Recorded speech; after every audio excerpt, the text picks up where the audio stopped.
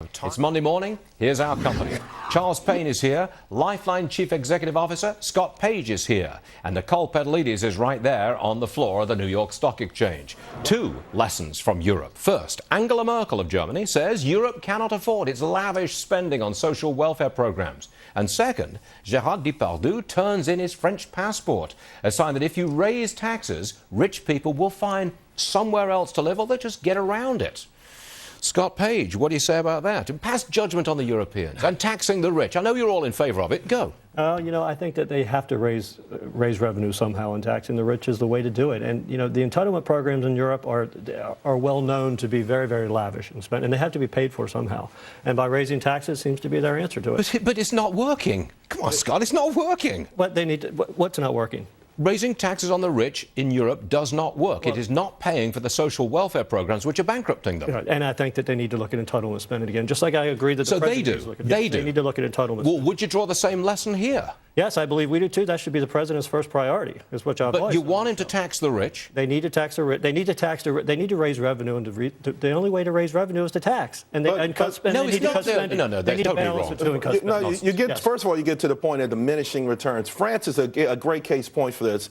30 years, their unemployment rate has been 7% or higher. There are no fresh millionaires in France. All the fresh millionaires around the world have come from Moscow, Beijing, all around the world where they're not taxing people to death and dissuading them from starting businesses. What happened to the Reagan model? Lower taxes. It's pretty simple. If Stewart gets $1,000 and he can go out and spend it, he'll probably put that into circulation. People will get the money and they'll put it in circulation. If Stewart gets $1,000, he's got to give the government $500. He's going to keep the other $500, and no money gets into the economy. No money circulates. I don't understand why that's so hard to understand.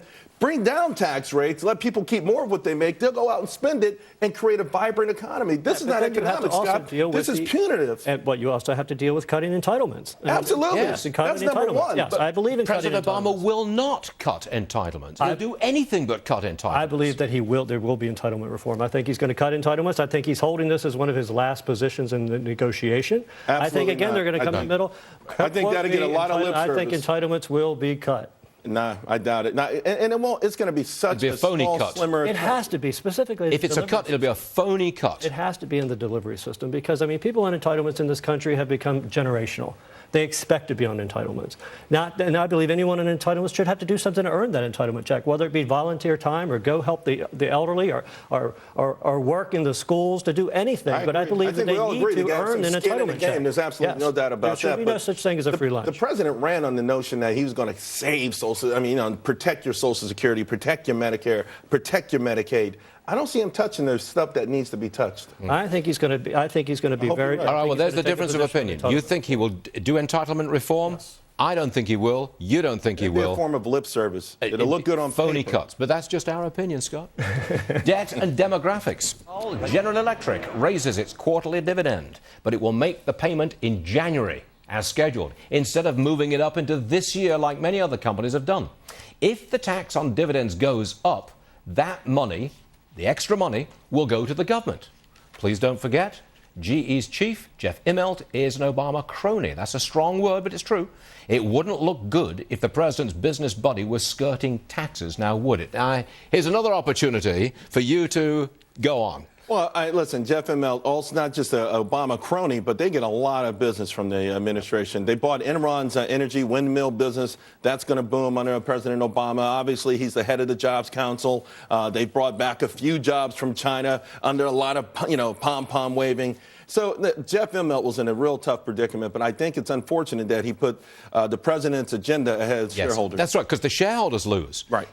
What are you shaking your head at? I think he's doing the right thing. GE has paid a positive dividend every quarter for the last 100 years. The shareholders of GE have a choice. If they don't like what the leader's doing, sell shares and go somewhere else. I think he's doing a great job to show that he's doing his part to stimulate the economy and to bring in more revenue, which is what this country needs. But you have to admit, though, the stock has been a disaster under his leadership. Yes. Since Jack 40 to 20. Left, it's been something unmitigated disaster. Everything else, forgetting about the agenda and everything else. It has been, but it still has paid a positive dividend. Well, so It's paid a what? dividend. Look, it's I gone know, from- but the GE shareholders, again, we're back to choice. If they don't like what he's doing, they need to sell. You don't think that Jeff Immelt could have done something for his long-suffering shareholders, paid them now so they pay a lower tax rate instead of paying them next year when they pay a higher tax rate? Yes, but I think he's looking at a bigger picture. I think he realizes, too, that No, this country wait a minute. needs Wait a minute. revenue. His responsibility is to his shareholders. It is the shareholders who own the company. His responsibility is their interest, not President Obama's interest. I think that he's serving everyone's interest by doing this. You don't run your company like that, though, Scott. I mean, can anyone walk you're off the street private. who's not a Always half shareholder? full. You don't have I'm not talking about. I'm talking about people who are not shareholders, who don't have any skin in the game. Do you feel a responsibility when you're making executive decisions? I mean, I know we feel responsibility to society, but where in a pecking order do they come? I mean, is it customers, employees, shareholders, the general public, or general public and then the rest? I mean, I think that to get this country back on its feet again, to make a sacrifice in what he's doing, I'm a firm believer that he's doing the right thing. I'm a believer in greater good. My glass is always half full. And I think that he's doing what responsible business leaders who understand what's going on in this economy need to do, which is raise revenue by paying more taxes. Dear God. Congress's approval rating is about 20%. Here's gridlock, political infighting, and a general mistrust by the public. Will we be better off if more women are in the Senate? And they are, you know. There's going to be 20 women in the Senate starting next year. That's the premise of a Washington Post article, which says the new record number of female, 20, is a good thing. I'm going to quote directly from the Washington Post article. Women are more collaborative and collegial leaders, studies have found. All right, Scott, go ahead, ruin my day. Go. You know, and You want to pay more taxes? You think that women will vote for more taxes? So you're in favor of this? No, I'm not in favor. I don't think women are going to vote for more taxes. I think that bringing women into the fold is fair. They should be treated equally. I mean, that's what we've been talking about. Everything equal, no discrimination. Right. I don't see that there's any problem by bringing more women into the... No, I don't see any problem. I just don't see all these advantages which are supposed to flow from it. But I'm sorry, I've got to digress for a second. When a tragedy like what happened on Friday in Connecticut occurs, we all reflect on what we could be doing as individuals and as a country to prevent this kind of thing ever happening again. Just listen to what the president said last night. 20 seconds. Can we say that we're truly doing enough to give all the children of this country the chance they deserve to live out their lives in happiness and with purpose? I've been reflecting on this the last few days, and if we're honest with ourselves, the answer is no. Now, I sense that there has been a shift in our country's opinion on the issue of guns and several other issues that are wrapped into this tragedy. What do you think, Scott? I say there's a shift in public opinion and something will be done. I think there needs to be a shift in public opinion. I think there needs to be an immediate ban on the sale of assault weapons. These are weapons of mass destruction. They were involved in most of the tragedies that took place. I also think this country as a whole needs to look at how we handle our mental illnesses. You know, let's not hide it in a corner. Let's bring it out and acknowledge how to deal with it as best as we can. Something has to be done, and it's a shame that tragedies like this cause change. However, I think change needs to happen. There are 300 million people in this country. There's 300 million guns. That's one gun per person. It's way too many guns to be floating around in society. Charles. I don't disagree with what Scott said. I think those are the two areas we're going to focus on. What I hope, and some of the things I read over the weekend, is sort of the demonization of regular gun holders, the demonization of people who go to shooting ranges, the demonization of the Second Amendment. That kind of stuff, I think, is where you're going to get some real serious pushback and some real serious fights out in this country. I think if we go along the line of assault, low-hanging fruit is assault weapons, mental health. But once you go after that, and once that has been cleared, and another one of these tragedies happens, what's the next step? And I think that's what people are concerned about. Let me raise the issue of cultural shift.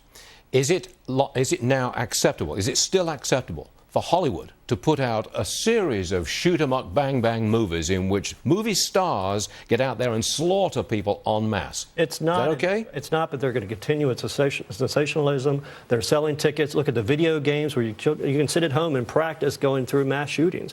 I mean, when you look at these things and talk about the First Amendment again, this was put into place, the right to bear arms, when we had flintlocks and muskets. This did not take into account the technological advances in weaponry. So I think we need to revisit the First Amendment on the right to bear arms and put some restrictions around it. The country's changed. Weapons. Second Amendment, right? The Second Amendment. Okay. I'm sorry. Look, I don't see how you can ban stuff from Hollywood or video games. I'm not sure how you could codify and put in law a ban of that. I'm not sure how much further we can go on mental illness. This young man, Lanza, he applied for a pistol permit and was turned down. I don't know why. Maybe it was on the grounds of mental illness. He got the guns from his mother. And can you, in fact, put in a ban on certain kinds of weapons? I think the answer to that one is yes, you can. I think beyond the outliers, the people who are obviously extraordinarily evil and sick, but regular people who shoot each other in the street, gangbang and that kind of thing, I think there's a cultural element to it, particularly within the music. I was listening to one of my son's songs the other day, and I don't know who the guy was, but he said I could pay $50 and have you killed, in the song. It was a part of the lyrics. So, there's no doubt that if everyone's going to start pointing fingers, the mea culpa needs to be spread amongst everyone. But I do think, Scott, you're going to have a real serious problem if you tell people they cannot own a regular handgun, because I'm going to tell you right now, there were 300 million guns not used in that fighting, that massacre in Connecticut. And those people feel like, I need a gun specifically for that reason. Yeah, I'm not discussing handguns. I'm just discussing assault weapons as a place to I agree start. that's going to go. Those are low-hanging fruit. I can't imagine anyone outside of the NRA standing up really aggressively saying, no, no, no. I mean, you're right. The public opinion has swung too far. They're going to do something with assault weapons, and they're going to enhance mental screening and help. And by the way, that's something we do need to work on with mental health screening. A cooling off period, too, to be able to walk into a gun show and walk out with a barrel or a basket full of guns is just ridiculous. Okay, we hear you. And America, I think, is in mourning, and I think it's being very reflective at this moment following that dreadful shooting. As you know, we've got a big drop for Apple stock. That's in the last two and a half months. Is it about the company? Is the competition gaining ground, or is it a stock that's being sold because so many people have made a lot of profit and they want to cash out this year, not next? What is going on?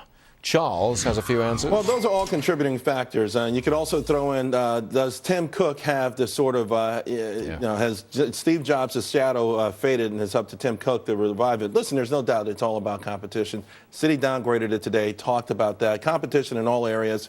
Apple's going to have to step up and prove it's still the same innovative company that it's always been. Now, here's the good news. Expectations have gotten extraordinarily low for this company. And you can recall, it wasn't that long ago, everyone was saying Apple at 1,000. So I kind of feel better when the street is a little bit more reluctant, because, if the company does come through with what would be moderate success for any other company, it might be rewarded. The shares might be rewarded. Yeah, Scott, you're in the life insurance industry, basically. Yeah. Do you know anything about Apple and the stock? I have an iPhone, and I do believe that the stock will go up. Apple's an innovator, and they're going to be a leader in technology. And as soon as they start the hype about the iPhone 6, I think the stock is going to go back up again. I mean, you as a stock analyst, you see it go down and go up. It's volatile. It's a stock.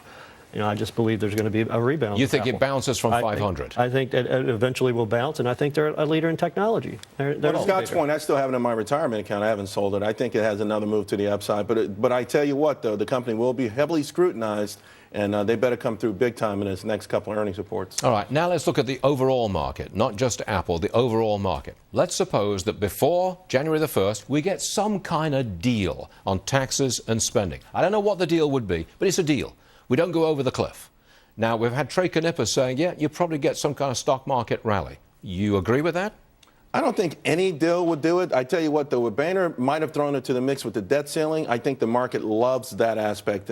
That debt ceiling debate is tough. The idea that America would stop paying its bills. It's one thing, this fiscal cliff, but the debt ceiling means we stop paying our bills, and that's an immediate death spiral in the world, with respect to the global world perspective of us. So if that's thrown in there, I hope he gets a lot back from it. I just hope he doesn't give it away. $1 million threshold for being rich is much more reasonable than $250,000. The market probably would have a big rally. If you get $1 million threshold, if it's that high, and you get promises of spending cuts, and that's all you get, and you get no debt ceiling, this market surely would rally big time. That's exactly what Wall Street wants. An unlimited gusher of money coming right at Wall Street. Come on. I agree. Stocks up. I think stocks will go up. I think that everyone, again, is paralyzed by the fear of the discussion of the fiscal cliff. I think this is showing some compromise, and I think it's going to look at Japan's stock market in the last week. Straight up. Money spinning? Straight up. 5%, I think. The highlight reel. Wait for it. Coming up next.